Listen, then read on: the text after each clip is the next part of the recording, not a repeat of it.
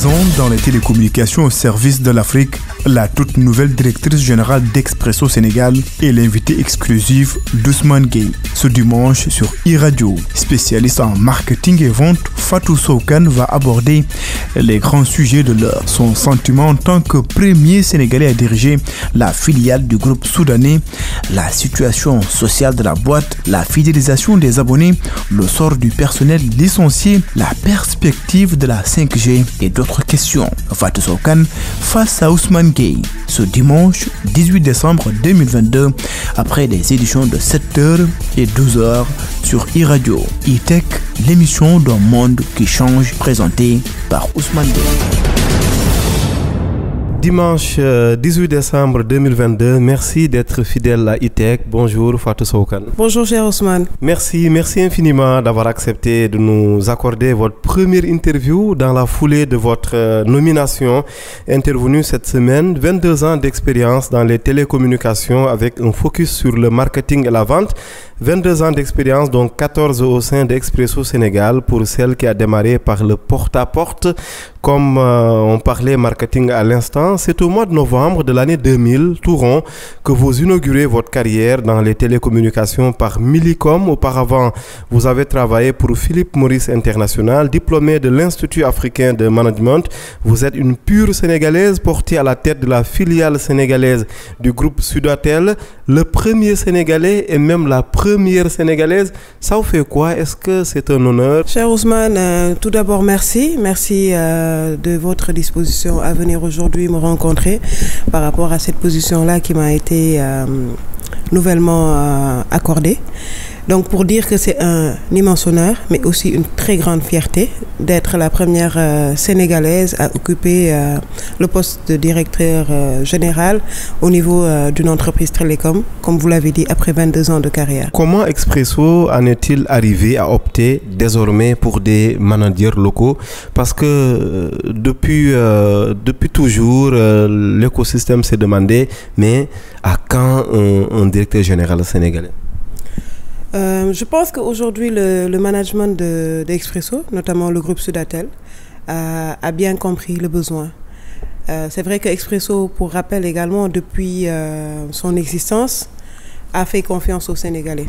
Parce que je dirais que plus de 90% des travailleurs sont des Sénégalais. On n'a pas eu la chance d'avoir un manager, je dirais un directeur général sénégalais depuis le lancement. Mais je pense que là, ils ont compris le besoin et ils ont également un objectif par rapport à cela, qui est de nationaliser, je pourrais dire, l'entreprise et renforcer ce message-là que Expresso Sénégal est là pour servir les Sénégalais. Ce seront des Sénégalais qui serviront des Sénégalais. Oui, mais vous arrivez en même temps dans un contexte un peu difficile. Est-ce que la mission ne risque pas d'être un peu complexe, pour ne pas dire compliquée? Je pense que toute mission a ses spécificités, je dirais. Complexe ou compliqué, ça dépend du regard ou de la position de la personne. Moi, je pense que la mission, elle est noble. Hein? Et ça, je le pense du fond du cœur. Elle sera noble dans tous les sens parce qu'on mettra tous les moyens pour réussir la mission. Fatou Soukan, la toute nouvelle directrice générale d'Expresso Sénégal, est notre invitée ce dimanche 18 décembre 2022 sur e-Radio. On le rappelle, c'est un dimanche également très sportif avec la finale de la Coupe du Monde qatarienne de l'année 2022. On y reviendra certainement avant la fin de cette émission parce qu'on veut bien sûr que Fatou nous fasse des surprises sportives. Peut-être que c'est une sportive qui se révélera à nos auditeurs. Pour avancer un peu, bien entendu, vous nous avez expliqué que Expresso a pris une telle décision, mais pourquoi autant de temps avant d'en arriver là? Parce que Expresso ne vient pas démarrer en 2022. Expresso existe quand même depuis pas mal d'années au Sénégal. Mais pourquoi c'est en 2022 que finalement la filiale décide de mettre, disons, à la tête de l'entreprise un Sénégalais? Je voudrais juste faire un rappel. Expresso appartient à un groupe qui est basé au Soudan, notamment à Khartoum. avec différents actionnaires de différentes nationalités, pas seulement soudanaises. Ça, c'est important de le clarifier. Et par rapport à cela également, il y a eu des changements au niveau du groupe, je dirais. Aujourd'hui, le management qui est au niveau du Sudatel est un management assez ouvert, c'est ce que je pourrais dire, ouvert et qui a des aspirations également, des aspirations d'innovation, des aspirations réalistes. Et après 2 ans d'études, je dirais, comme l'a dit le président directeur général Magdi Taha, ils étaient à la recherche d'un leader sénégalais parce qu'ils avaient compris que ce marché avait besoin d'avoir un leader sénégalais à la tête d'Expresso Sénégal. Et donc, ils ont pris le temps de regarder, aussi bien en interne qu'en externe. Et c'est par chance, je dirais, qu'ils ont porté le choix sur ma personne. Mais c'est pour vous dire que c'est vrai, le chemin fut long. Et ça a été expliqué par le fait que c'est des managements différents qui avaient des visions différentes. Mais ce management-là, nouvellement installé, a bien compris dès le départ qu'il faudrait un leader sénégalais à la tête de cette entreprise. Avec le mouvement d'humeur chez vous, on y reviendra tout à l'heure, il y a de fortes craintes sur la qualité du réseau ainsi que la continuité du service. Qu'est-ce que vous avez comme assurance à dire aux Sénégalais qui sont connectés à votre réseau, à Expresso? Je voudrais juste apporter un éclaircissement dans ce sens. Quant à la qualité du réseau ou la continuité du service, il n'y aura aucune crainte. Okay? Aujourd'hui... Mais il y a déjà des craintes. Il y a déjà des craintes qui ne sont pas liées... Je me demande s'il n'y a pas un impact déjà. Il y a déjà des craintes, comme vous dites, mais qui ne sont pas liées à la crise sociale qu'on a traversée. Ça, je tiens à le clarifier. On est en pleine expansion.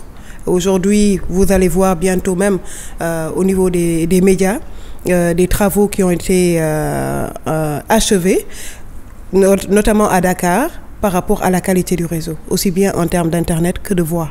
Donc aujourd'hui, j'assure les clients qui nous font confiance, j'assure également les Sénégalais que nous sommes en chantier. Et c'est un chantier continu afin qu'il n'y ait pas d'interruption de service, comme vous l'avez mentionné, Ousmane, mais également afin d'assurer une qualité de service, surtout sur la connexion Internet. Permettez-moi d'insister parce que c'est important aussi pour nos auditeurs. Est-ce qu'il y a une étude ou en tous les cas une évaluation pour s'assurer qu'il n'y a pas eu d'impact sur le réseau dont on parlait tout à l'heure? En fait, il faudrait savoir que comme une entreprise avec des standards internationaux, on a ce qu'on appelle un Business Continuity Plan, qu'on appelle le BCP. Aujourd'hui, toute entreprise qui se respecte a un plan en cas de force majeure, en cas de désastre, etc. Donc, assurez-vous que nous avons un Business Continuity Plan et on compte dérouler les processus dans ce sens qui nous permettra de maintenir le service qu'il faut à la demande des Sénégalais. Et plus globalement, il est toujours question bien entendu, de l'amélioration de la qualité des services. Et ça ne concerne pas qu'Expresso au Sénégal. Vous vous souvenez un peu de toutes ces amendes décrétées par l'ARTP, le gendarme du secteur. Aujourd'hui, est-ce que vous en avez appris de ces sanctions-là décidées contre vous, opérateurs au pluriel, bien entendu? Bien sûr, je pense qu'on en a appris. Et on en a appris avec une bonne note, je dirais. Parce que tout simplement, aujourd'hui, ces amendes-là dont vous parlez, que le régulateur avait donné aux opérateurs, c'était juste pour nous essayer à améliorer la qualité des services et de la technologie servie aux clients. Et comme je vous l'ai dit, ça s'inscrit dans ces projets d'expansion-là qu'on a entamés depuis 2021, qui se poursuit actuellement en 2022 et qu'on compte continuer en 2023. Renforcer le réseau dans les capitales régionales, mais également dans les zones rurales. Et j'en profite pour dire que nous adoptons parfaitement la vision du président, son Excellence Macky Sall, par rapport à l'équité territoriale. Aujourd'hui, ce gap-là de connexion au niveau des zones rurales qui empêche certaines populations de se connecter et d'être ouverts au monde international, nous y croyons et nous y travaillons aussi. Oui, mais toujours est-il que vous parlez à un interlocuteur qui habite en zone rurale, toujours est-il qu'il y a tout de même des zones blanches qui subsistent, des zones blanches comme on le dit dans le jargon des télécoms. Effectivement, il y a des zones blanches, mais il faudrait comprendre également, Ousmane, et ça je tiens à le dire, on est dans une entreprise également commerciale. Okay? Et donc, en termes de plan d'investissement, il y a tout le temps une étude, comme vous le savez, de rentabilité qui se fait. Aujourd'hui, on procède par priorité, mais ça ne veut pas dire qu'on exclut ces zones blanches-là, ou même si c'est une population toute réduite qui habite, ça nous interpelle parce que c'est un besoin qui est également là. Mais le plan de développement suit un peu des priorités par rapport à des indicateurs, je pourrais dire financiers et autres, qui également sont très importants pour une entreprise commerciale. Et à votre décharge, à la décharge des opérateurs, on rappelle que le FD Sud a été créé effectivement pour combler un peu ces gaps. Et par ailleurs, on parlait de zones rurales, mais même en zone urbaine, à la hauteur du cimetière Saint-Lazare, chaque fois qu'on y arrive, eh bien, on est confronté à un problème de réseau. Comment expliquer des soucis de connectivité comme ça en ville? Comme on dit, comment expliquer cette barbarie au cœur de la civilisation, pour prendre Sigmund Freud? En fait, je veux dire, pour ne pas aller vraiment dans des aspects techniques, mais il faudrait juste comprendre qu'aujourd'hui, dans ces zones urbaines-là, on a un besoin exponentiel, je dirais, en termes surtout de connectivité Internet. Et donc, quand vous avez expérimenté ces genres d'interruptions, je pourrais dire, c'est dû tout simplement à ce qu'on appelle une congestion, parce que la demande est supérieure à l'offre. C'est ce que je pourrais dire, mais je parle d'aspect technique. Hein. Aujourd'hui, la demande en termes de bande passante, elle est extraordinaire parce que les gens se connectent, font du streaming, c'est sur les réseaux sociaux. Donc à nous, opérateurs, je suis parfaitement d'accord, de nous adapter à ces besoins grandissants de nos clients afin de les satisfaire. Oui, il y a aussi la hauteur des bâtiments qui n'aide pas vraiment. Oui, la hauteur des bâtiments n'aide pas, mais il y a toujours une technologie pour pallier à tout cela. Je veux dire, je pense qu'aujourd'hui, les télécoms, comme je l'ai dit, c'est un secteur assez spécifique parce que qui évolue à la seconde près. Donc, si aujourd'hui vraiment on s'inscrit dans ce dynamisme d'innovation, mais pas seulement en termes d'offres ou de prix ou de services, mais en termes de technologie, il y aura toujours une solution pour pallier à ces genres d'obstacles. Oui, et la 5G qui arrive, on y reviendra plus amplement dans la seconde partie. Mais qu'est-ce que vous pouvez nous dire là-dessus à l'instant? Parce que la RTP a déjà démarré, je ne vous l'apprends pas, l'étude consistant à écouter les préoccupations de tous les acteurs, les opérateurs en premier. Effectivement, la 5G est à nos portes, je dirais. Les régulateurs, comme vous l'avez dit, est en train de travailler sur le cahier de charge qui sera soumis aux différents opérateurs. Et je pense que c'est un besoin. Comme je vous l'ai dit à l'entame, les télécoms évoluent de manière extraordinaire. C'est-à-dire que là où on parlait de UMTS, GSM, 2G, 3G, 4G, maintenant on parle de 5G, c'est tout à fait normal, c'est là dans la logique des choses. Et la 5G va apporter également sa touche. Il faudrait juste qu'on s'attelle également à avoir des téléphones capables d'utiliser cette 5G-là et qui seront au bénéfice également de la clientèle qui est en recherche de rapidité de connexion, mais surtout pour les entreprises. Ça, on aura l'occasion de plus aller en détail par rapport à cet aspect-là que la 5G pourra favoriser, mais également pour le gouvernement quand on parlera de e-gov, etc. La toute nouvelle directrice générale d'Expresso Sénégal, Fatou Sow Kane, est notre invitée ce dimanche 18 décembre 2022 sur iRadio. Une pause de 25 minutes et l'on se retrouve ici. E-Tech, Ousmane Gueye sur iRadio. 22 ans de télécom dans une si riche carrière qui démarre à Millicom. Nous sommes en novembre de l'année 2000 ou de l'an 2000. Fatou Sow Kane, qui avait auparavant travaillé pour Philip Morris International, est une diplômée de l'Institut africain de management. Depuis, elle fait son chemin, un long et difficile chemin, sans doute, comme c'est le cas pour beaucoup. Le marketing et la vente vont concentrer l'essentiel de son travail. Et depuis cette semaine, elle est la nouvelle directrice générale de Expresso Sénégal. L'occasion peut-être, Fatou, pour cette interview exclusive sur iRadio, et on vous en remercie pour le choix de nous parler un peu du sort des travailleurs licenciés, parce qu'on l'a dit dans la première partie, vous avez traversé une crise sociale. Traversé, je n'en suis pas très sûr, parce que traverser supposerait qu'elle soit derrière vous, mais ça, c'est à vous de nous dire. Merci bien, Ousmane. Merci pour cette question. Tout d'abord, je tiens à dire que Expresso Sénégal, c'est une famille.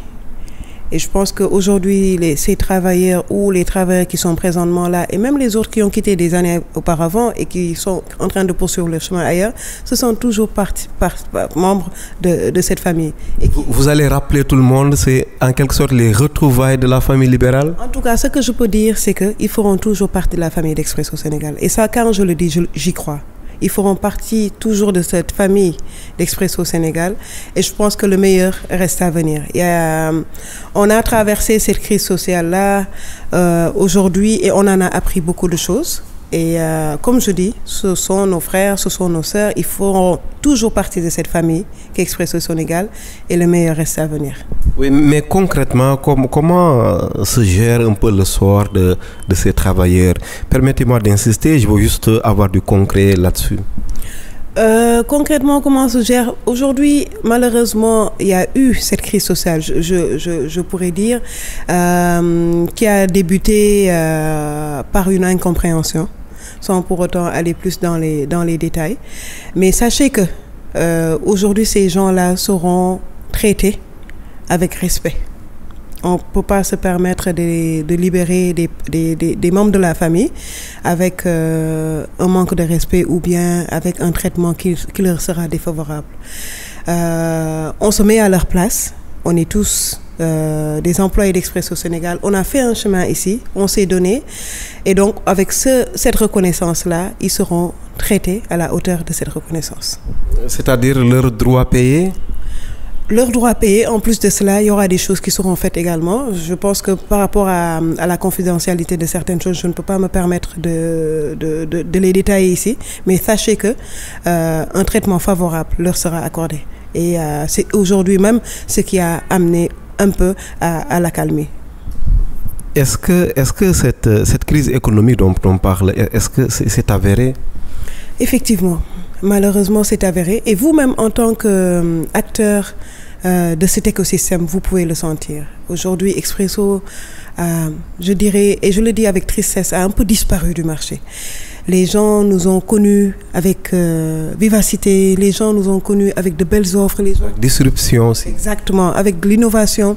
Et en un moment, on a eu des difficultés. On a eu des difficultés au niveau management, on a eu des difficultés également financières et qui se sont succédées durant ces 3 dernières années qui aujourd'hui nous placent dans une situation économique difficile.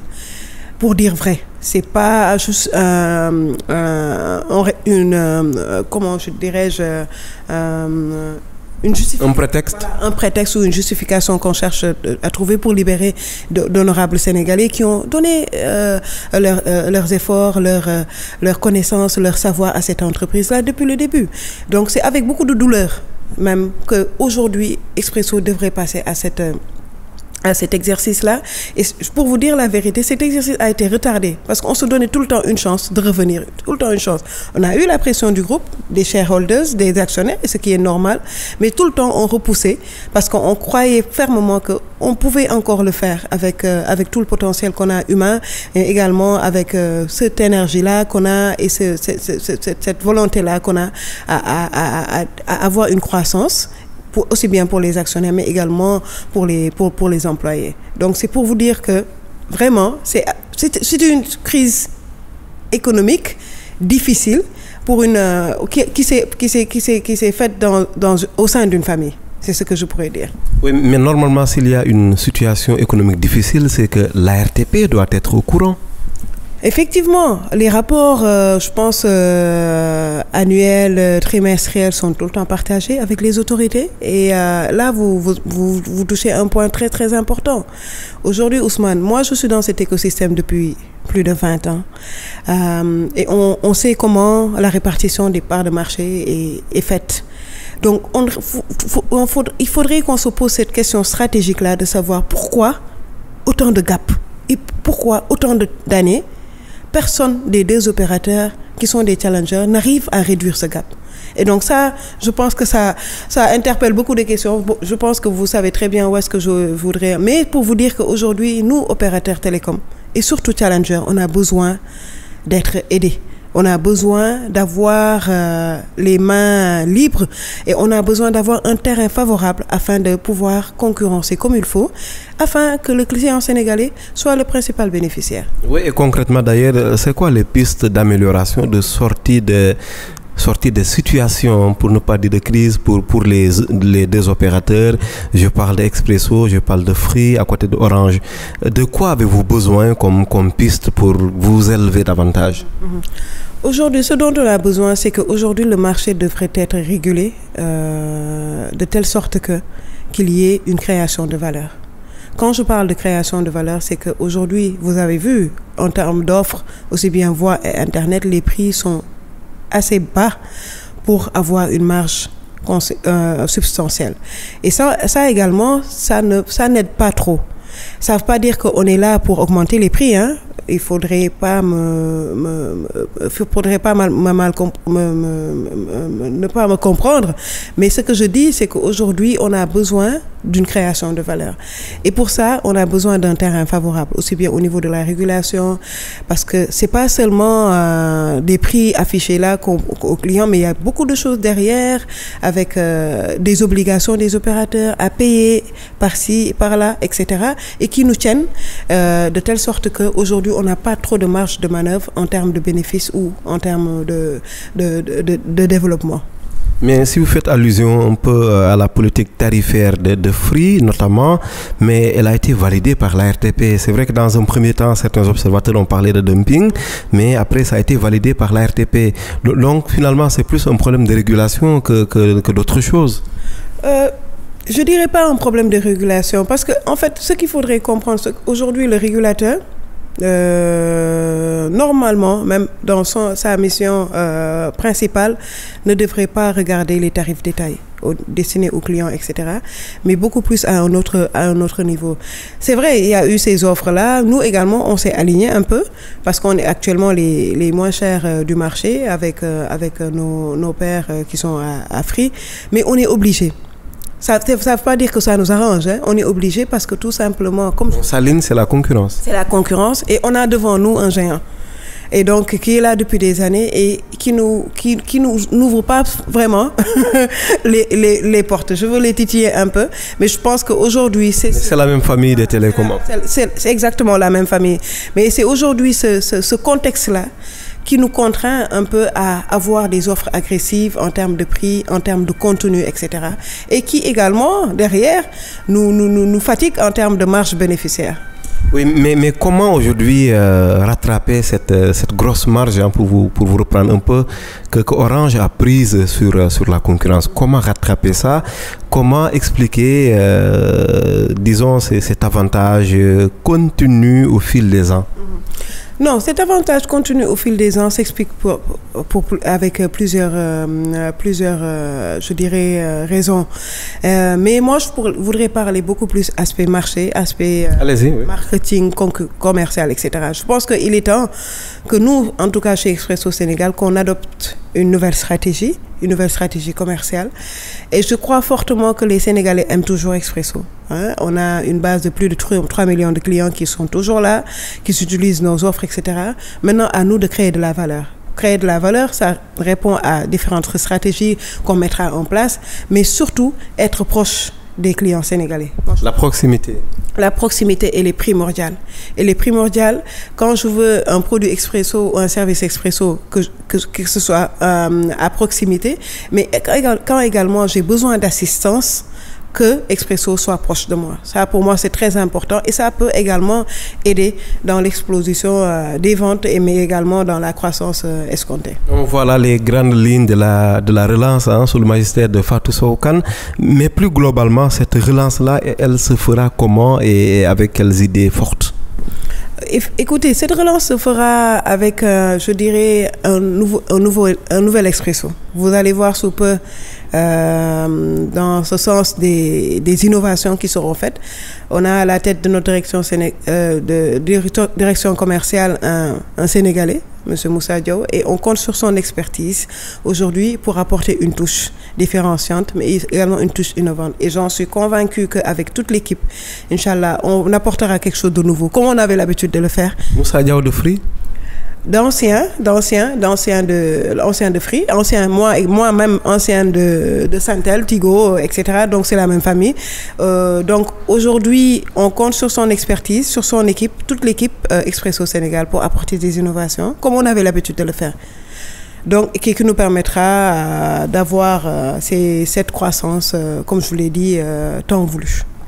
Qu'est-ce qui va rester? Le nom Expresso va rester? Les couleurs vont rester? Ça sera une surprise. On verra. Par rapport à la stratégie du groupe, par rapport au contexte sénégalais, on verra ce qui restera et ce qui changera. Oui, et peut-être un dernier mot maintenant, c'est bien entendu le mondial de football. J'ai rappelé que la finale, c'est aujourd'hui dimanche entre la France et l'Argentine. On aimerait voir l'autre Fatou Sow Kane, peut-être très sportive et qu'on ignore. Oui, je pense que ce sera une grande finale. Hein. On a la France contre... Vous êtes Messi ou Mbappé? En fait, je suis Messi parce que je supporte juste avec mon fils qui est tout à fait Messi. Mais bon, moi je supporte le meilleur. De toute façon, je pense que ce sera un beau duel entre Mbappé et Messi et au plaisir des fans de foot que le meilleur gagne. Merci beaucoup Fatou Sow Kane. Merci beaucoup cher Ousmane et à bientôt.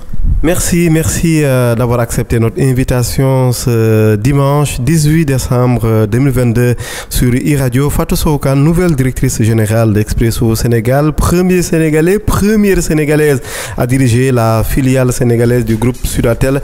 Merci à vous très chers amis auditeurs d'avoir été encore une fois au rendez-vous. Excellent dimanche, excellente semaine.